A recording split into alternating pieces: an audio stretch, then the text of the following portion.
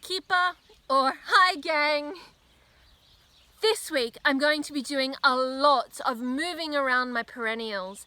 I think it's time we got some structure and order into some of my more neglected flower beds. But right now I am just checking on the development of the sunflower seeds, which I want to collect to sow for next year. And I think they're not quite ripe, but the little flowers certainly are starting to drop off. Lovely seeing nature at work.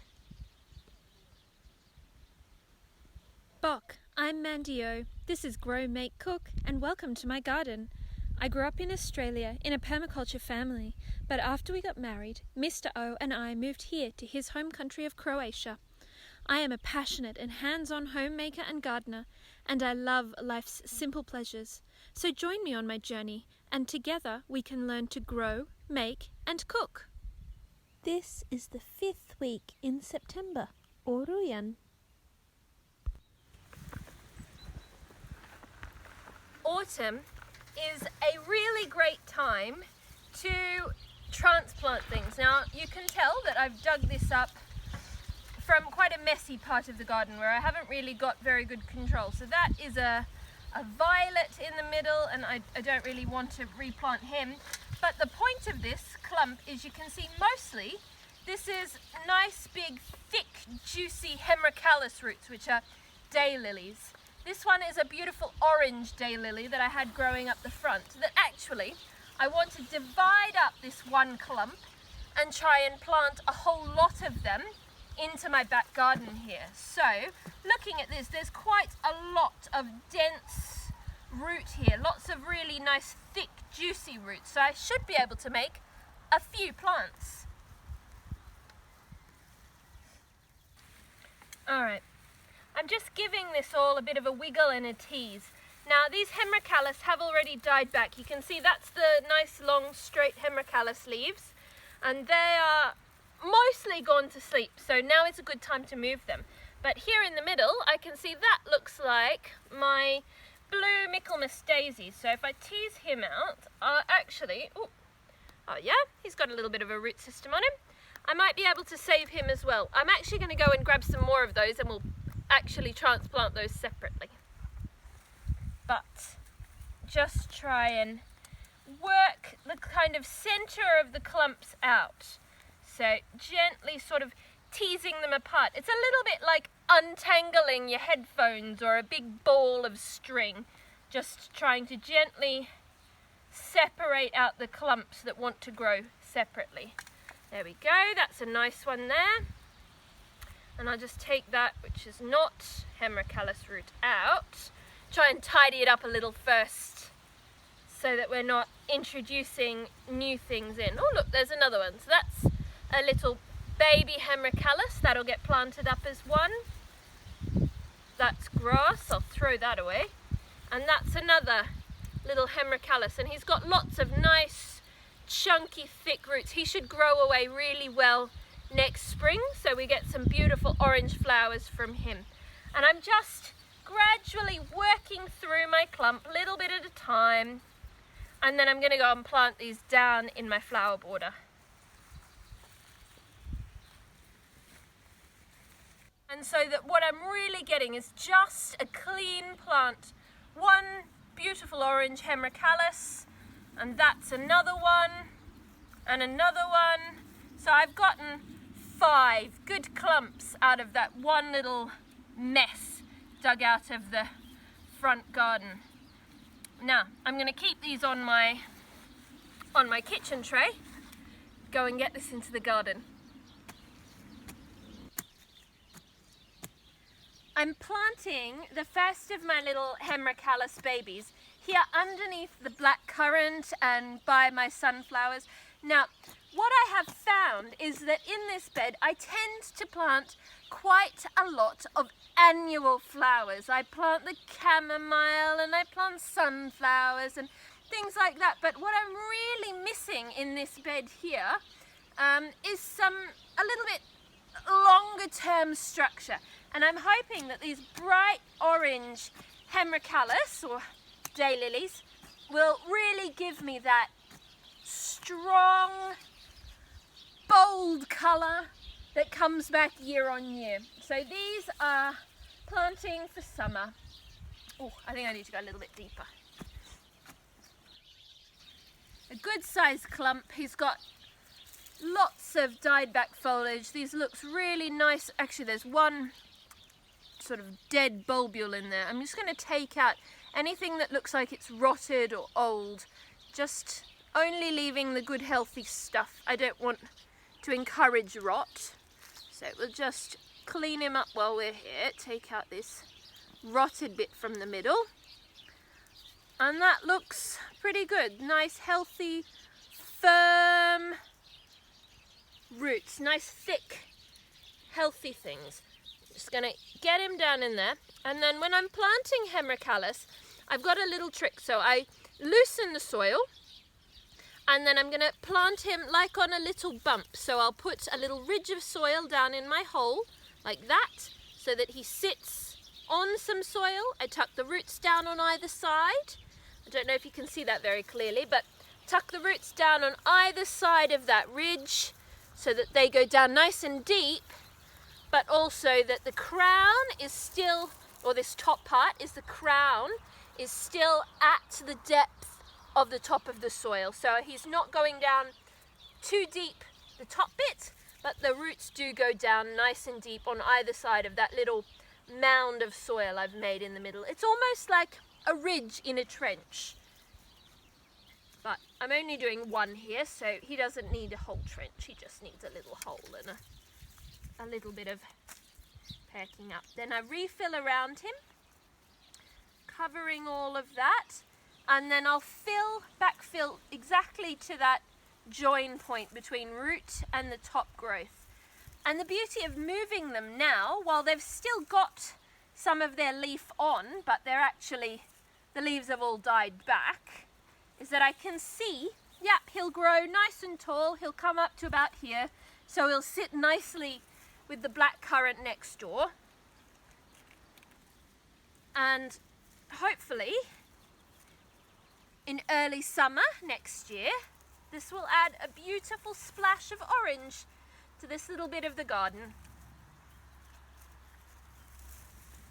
I'm also popping one on the other side of the stepping stone. I'm trying to get these kind of scattered throughout the garden. Also next to a very baby black currant, but I want to sort of get a rhythm going with these so that they're popping in and out and they're just little splashes of colour. So this one's going to go right here on the edge, right next to this other conglomeration I've got going on here. And that's one of my hyacinths that's gone in there. Actually, that soil feels very loose. I think something might have been digging around in there already. Oh, I hope we haven't lost my bulbs just as I've planted them. That would be devastating. All right, best get in, finish planting these.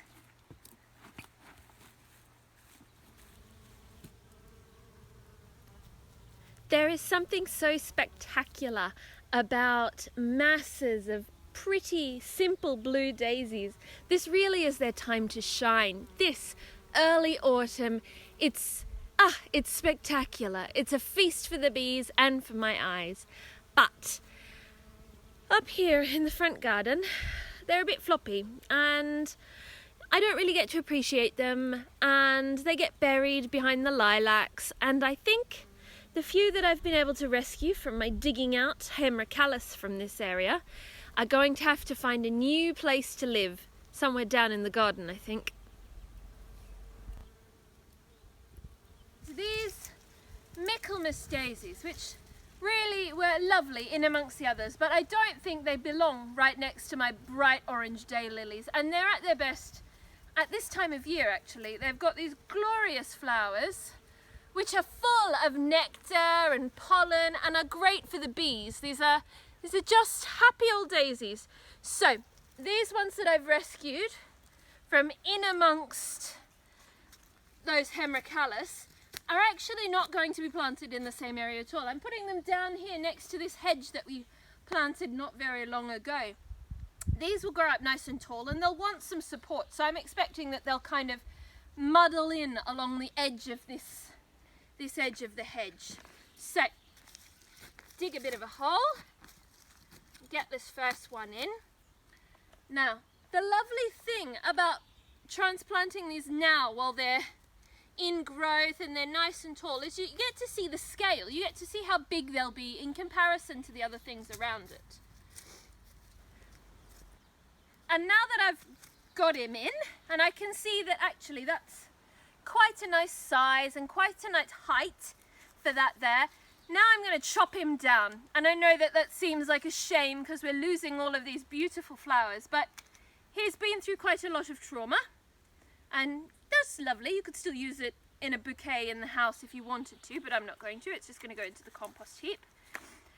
But I don't want him to have to work hard at looking after all those leaves and flowers.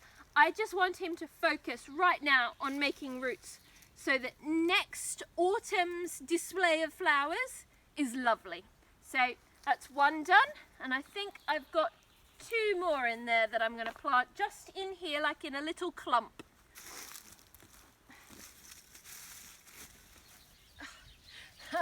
If this looks like drastic surgery, it is. This is the right time of year to move mature peonies. Now, this poor old mature peony is actually doing very poorly. We got no flowers from it this year, and I think only 1 or 2 the year before. It's not well, it's not happy, and I think I need to divide it up and move it. But it's so big, it's so huge, that there is no way I'm going to be able to get this out of the ground in one piece. So, digging and dividing. Oh, oh dear. All right, get that on there. Now, you can see the peony roots really clearly. That's these really thick, oh no, broken off, chunky ones like this. So they're really, really thick, even thicker than the ones we were doing for daylilies. And this, you can see, is a real, let's get it onto the tray here, a real tangled mass. Oh, that might still live. That's got a couple of little buds on it. But what I'm going to try and do is separate out all of the grass and everything that's been strangling this poor peony, and hopefully divide up and get 1 or 2 new plants. But it's going to really suffer from this. It's not going to be happy for a year or so, and so what I'm going to have to do is treat it really nicely. I'm going to have to put some compost in the ground where he'll go and mulch him really thoroughly when I get him in the ground, because this has been a massive trauma, and peonies are really long-lived plants that easily get to 10, 20 years old, and so this kind of massive dig up, it just hates this. This is horrible.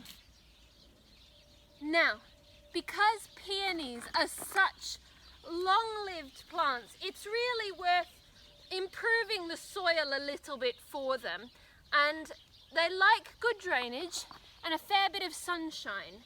So this spot is actually more sunshiny than the other one was, but it's still got a little bit of dappled shade. So I'm working a nice big handful of compost in, and you'll see that this hole is quite shallow, although it's quite big.